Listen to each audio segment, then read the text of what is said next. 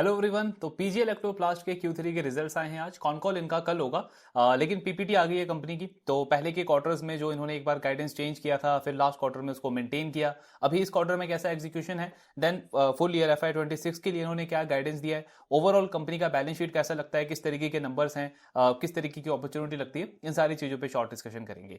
तो कंपनी के Q3 के नंबर्स देखिए सबसे पहले अगर हम, सो सेल्स में कंपनी का 46% का ग्रोथ आया है Q3 के अंदर। एंड इस फाइनेंशियल ईयर में FY26 में अभी तक का सबसे बेस्ट क्वार्टरली ग्रोथ नंबर है कंपनी का, क्योंकि Q1 में इनका 13-14% का ग्रोथ था, फिर Q2 में नेगेटिव सेल्स ग्रोथ थी। तो उस पॉइंट से अगर हम देखें ग्रोथ के पॉइंट ऑफ व्यू से क्वार्टर काफी अच्छा है। मार्जिन में थोड़ा सा डिक्लाइन है, 9.5% के बिट्टा मार्जिन थे लास्ट ईयर, अब ये 9% के आसपास इन्होंने रिपोर्ट करे। फिर कंपनी को ऑपरेटिंग लेवरेज थोड़ा बहुत मिला है, तो पीबीटी आप देखोगे 48% से ग्रो किया है। एंड टैक्स एक्सपेंस थोड़ा सा लास्ट ईयर के कंपैरिजन में कम हुआ है, जिसकी वजह से बॉटम लाइन में हमको 50% की ग्रोथ देखने को मिली है। तो आई मीन ग्रोथ के पॉइंट ऑफ व्यू से हम देखें तो अच्छे नंबर है। टॉप लाइन में 46% की ग्रोथ है और प्रॉफिट आपका 50% से ग्रो किया है। लेकिन जो प्रॉफिटेबिलिटी है या जो मार्जिन है कंपनी के, उसमें थोड़ा सा हमको इंपैक्ट देखने को मिला है लास्ट ईयर के कंपैरिजन में। अभी पूरा 9 मंथ्स हम देखें तो उसमें कंपनी ने 129 करोड़ का पैट रिपोर्ट किया है, और वाई इसमें लास्ट ईयर के 9 मंथ्स के कंपैरिजन में 10% का डिक्लाइन है। लेकिन टॉप लाइन अगर हम देखें तो 21% की उसमें ग्रोथ देखने को मिली है। मेन उसमें ये Q3 का बहुत बड़ा रोल है। फिर बैलेंस शीट कंपनी की, ट्रेड रिसीवेबल्स अगर आप देखोगे तो एक तो 9 मंथ्स के लेवल से अगर हम कंपेयर करें तो थोड़ा सा इंक्रीज दिखता है। लेकिन एक इंपॉर्टेंट पॉइंट है, अगर आप इसको Q2 के लेवल से कंपेयर करोगे ना, ये जो लास्ट आपका क्वार्टर गया है, फर्स्ट हाफ बेसिकली, तो तब कंपनी का ट्रेड रिसीवेबल 600 करोड़ के आसपास था। तो 600 करोड़ से अभी ये 1164 है, यानी कि सिर्फ एक क्वार्टर के अंदर लगभग 80-90% कंपनी के जो ट्रेड रिसीवेबल्स हैं वो इंक्रीज हुए हैं। Q1 में कंपनी का ट्रेड रिसीवेबल लगभग 800 करोड़ था। तो यानी Q1 में, मतलब Q1 से Q2 में हमको इंप्रूवमेंट देखने को मिला, रिसीवेबल्स आपके कम हुए, यानी कि पेमेंट आया, और या फिर इन्होंने वो इनवॉइस डिस्काउंटिंग जो होता है वो कंपनी ने करवाया था। लेकिन Q2 के बाद अगर हम Q3 में देखें तो इसमें 80-90% का इंक्रीज देखने को मिला है। इसका मतलब क्या है? इसका मतलब है कि ये जो सेल्स ग्रोथ हम देख रहे हैं 46% का, कंपनी ने माल तो बेच दिया, मतलब इन्वेंट्री वगैरह अपनी निकाल दी है, लेकिन कैश कंपनी को उतना अभी मिला नहीं है। मतलब रिसीवेबल का नंबर हमको इसमें लास्ट क्वार्टर से इंक्रीज देखने को मिल रहा है। ये एक रीजन इसका ये भी हो सकता है कि नॉर्मल पेमेंट साइकिल कंपनी का इस तरीके से वर्क करता हो। तो मतलब पॉइंट क्या है, हमको कल कॉल में इस पर क्लैरिटी चाहिए। मतलब ग्रोथ का नंबर अच्छा है, ये काफी अच्छा है, लेकिन ये जो रिसीवेबल का नंबर बढ़ा है कंपनी का और इसका आगे का कैसा ट्रेंड रह सकता है, इस पे हमको कल कंपनी के कॉल में क्लैरिटी चाहिए। फिर इन्वेंट्री अगर हम देखें कंपनी का, तो ये भी आई मीन मार्च के लेवल से हम कंपेयर करें तो इंप्रूवमेंट है। प्लस अगर आप H2 भी देखोगे तो H2 में इनका 1360 करोड़ का इन्वेंट्री था। तो थोड़ा बहुत इन्वेंट्री भी कंपनी की क्लीन हुई है, लेकिन अभी भी काफी एलिवेटेड लेवल्स पे है। फिर बाकी डेट वगैरह आप देखोगे तो ये हमने पहले भी डिस्कस किया है, डेट इनका बढ़ा जरूर है, वर्किंग कैपिटल लोन थोड़ा सा लिया है इन्होंने, लेकिन अभी भी अगर आप इनका कैश पोजीशन देखोगे तो ओवरऑल बैलेंस शीट ठीक है कंपनी का। देन इनका अगर कुछ और अपडेट्स वगैरह हम देखें तो जैसे प्रोडक्ट बिजनेस, जिसमें इनका वॉशिंग मशीन हो गया, एयर कूलर हो गया, आपका ये रूम एसी हो गया, इसका 9 मंथ्स में कंट्रीब्यूशन रहा है 73%, यही से मेन रेवेन्यू आता है कंपनी का। और 9 मंथ्स में इसमें मतलब रूम एसी में हमको 27% की ग्रोथ देखने को मिली है। वॉशिंग मशीन वाले सेगमेंट ने इनको काफी ज्यादा हेल्प किया है इस क्वार्टर में। जैसे आप लास्ट क्वार्टर में भी देखोगे तो भी आई थिंक उसका 40-45% का ग्रोथ था, पूरे 9 मंथ्स में भी 46% की ग्रोथ है। तो इसका भी काफी बड़ा रोल रहा है कंपनी के ओवरऑल ग्रोथ में। देन गाइडेंस अगर हम देखें फुल ईयर का, तो इन्होंने अपने गाइडेंस को मेंटेन रखा है। मतलब पहले तो इन्होंने दिया था कि हम लगभग 33-34% से ग्रो करेंगे फुल ईयर बेसिस पे। फिर Q1 में जो मतलब पूरा समर सीजन खराब हुआ तो इन्होंने गाइडेंस को कट किया।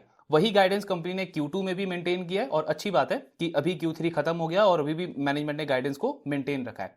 तो जो इनका खुद का बिजनेस है पीजी इलेक्ट्रोप्लास्ट का, उसमें कंपनी 17 से 19% का ग्रोथ एक्सपेक्ट कर रही है। और जो टोटल मतलब ये जो गुडवर्थ इलेक्ट्रॉनिक जो इनका जॉइंट वेंचर है, इसको भी कंसोलिडेटेड लेवल पे अगर हम देखें तो कंपनी 21 से 23% का ग्रोथ एक्सपेक्ट कर रही है। 9 मंथ्स में ऑलरेडी इन्होंने 21% का रेवेन्यू ग्रोथ दिखाया है। तो मतलब अभी जो इनका गाइडेंस है उससे बहुत ज़्यादा पीछे नहीं है कंपनी, क्योंकि 3600 करोड़ का रेवेन्यू कंपनी ऑलरेडी रिपोर्ट कर चुकी है। तो 25-30% का ग्रोथ मोटा मोटा आपको और चाहिए Q4 में, लास्ट ईयर के Q4 के कंपैरिजन में। तो आपका ये वाला जो रेवेन्यू का गाइडेंस है वो अचीव हो जाएगा। तो ऑन ट्रैक कंपनी अभी इस पर बिल्कुल लग रही है। फिर कंपनी का प्रॉफिट का गाइडेंस अगर हम देखें तो वो भी इन्होंने मेंटेन रखा है, 300 से 310 करोड़ का। पहले एक्सपेक्टेड था कि ये कंपनी FY26 में लगभग 400 करोड़ का पैट रिपोर्ट करेगी, जब ये समर सीजन मतलब एक्सपेक्ट किया जा रहा था काफी अच्छा रहेगा, लेकिन समर सीजन खराब हुआ तो गाइडेंस इन्होंने कट किया। बट ये गाइडेंस अभी इन्होंने मेंटेन रखा है 300 से 310 करोड़ का।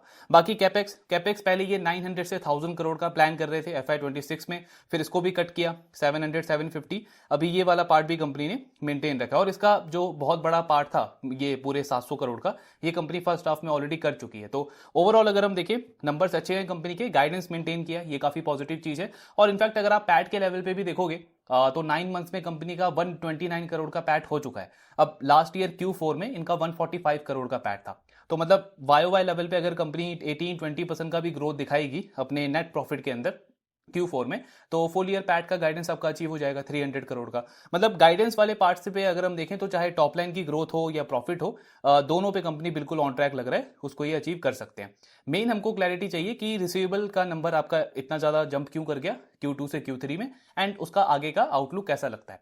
थोड़ा सा सरप्राइजिंग भी है ये PG इलेक्ट्रोप्लास्ट का रिजल्ट, क्योंकि अगर आप इसी में ईपैक ड्यूरेबल को देखोगे तो उनके जो Q3 के नंबर्स थे वो इतने अच्छे नहीं थे। मतलब टॉप लाइन का ग्रोथ उनका 13-14% आया था, जबकि PG इलेक्ट्रोप्लास्ट का हमको 46% का ग्रोथ देखने को मिला है। इनफैक्ट अगर आप जो ब्रांड्स हैं, मतलब जो इनके क्लाइंट्स हैं, जैसे ब्लू स्टार हो गया, वोल्टास हो गया, सिम्फनी हो गया, उनके भी नंबर्स अगर आप देखोगे तो मतलब एवरेज ही नंबर्स हैं।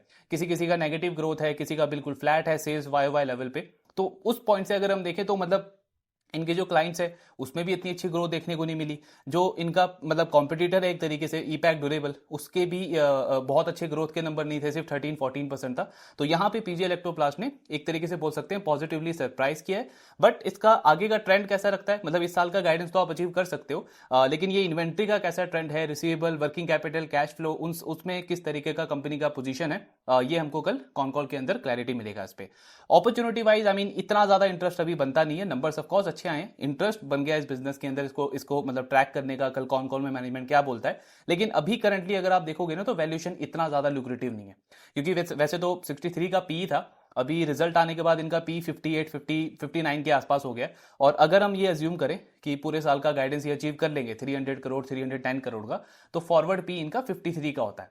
अब सारा कुछ डिपेंड करता है कि कल कॉल में मैनेजमेंट FY27 को लेकर के किस तरीके की कमेंट्री देता है। मतलब कि ये जो अगला फाइनेंशियल ईयर आने वाला है, सिर्फ एक ही क्वार्टर आपका बचा है, उसमें मैनेजमेंट कितना कॉन्फिडेंट है ग्रोथ को लेकर के, मार्जिन को लेकर के, क्योंकि मार्जिन हमने इस क्वार्टर में देखा कंपनी का नीचे गया है, माइट भी इन्वेंट्री पे थोड़ा सा इनको हिट लेना पड़ा हो, तो उसका कैसा आउटलुक रहेगा, कैसा ट्रेंड रहेगा, उन सारी चीजों पे हमको क्लैरिटी चाहिए। क्योंकि वैसे तो अगर मैं ये अज्यूम करूं, सिंपल अजम्पशन अगर हम लेके चलें कि FY27 अच्छा रहता है और कंपनी 33% का ग्रोथ दिखाती है पैट के अंदर, मतलब जो 400 करोड़ का पैट एक्सपेक्टेड था FY26 में, अगर वो कंपनी FY27 में रिपोर्ट करती है तो इनका 1 ईयर फॉरवर्ड पी आप देखोगे तो 40 के आसपास है।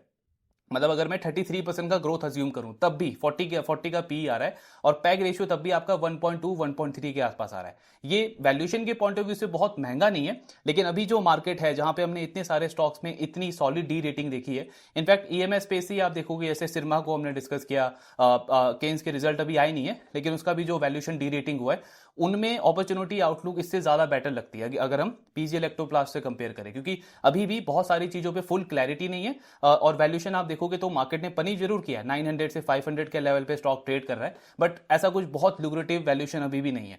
तो सारी चीजें डिपेंड करती है कि कल कॉल में मैनेजमेंट क्या क्लैरिटी देता है। हालांकि ईपैक की जो मैनेजमेंट है उनकी कमेंट्री आप सुनोगे तो वो FY27 को लेकर के थोड़े से पॉजिटिव है, लेकिन उनका कहना है कि FY25 के जो पूरी इंडस्ट्री का एसी का बेस था, रूम एसी का जो बेस था FY25 का, उस बेस के ऊपर लगभग 15-20% का ग्रोथ इंडस्ट्री एक्सपेक्ट कर रहा है FY27 के अंदर, क्योंकि FY26 में तो पूरी इंडस्ट्री में नेगेटिव ग्रोथ देखने को मिली है। तो अगर इंडस्ट्री ग्रो करती है 15-20% से, तो PG इलेक्ट्रोप्लास्ट, ईपैक ड्यूरेबल, ये बहुत आराम से अपने रूम एसी बिजनेस में 35-40% से तो ग्रो कर सकते हैं, क्योंकि इनका लगभग 65-70% रेवेन्यू सिर्फ उस रूम एसी से आता है। प्लस PG इलेक्ट्रोप्लास्ट का एक और अच्छा चीज क्या है कि जो वॉशिंग मशीन वाला सेगमेंट है, जो एयर कूलर वाला सेगमेंट है, उसमें भी पास्ट में भी ग्रोथ अच्छा रहा है, अभी का भी ग्रोथ ट्रेंड अच्छा है। तो मतलब अगर ये समर सीजन अच्छा रहा तब कंपनी का ग्रोथ आउटलुक अच्छा हो जाएगा, लेकिन उस पर हमको पहले क्लैरिटी चाहिए, एक तो ब्रांड से भी, और दूसरा इनकी जो मैनेजमेंट है कल कॉल है उसके अंदर। बाकी ठीक है, मतलब देखते हैं कल कॉल के अंदर मैनेजमेंट क्या बोलता है। अभी बिल्कुल रडार पे रखने लायक है, बट ऐसा कुछ बहुत सॉलिड इंटरेस्ट अभी बन नहीं रहा स्टॉक में, वैल्यूएशन अभी भी इतनी लुक्रेटिव नहीं है।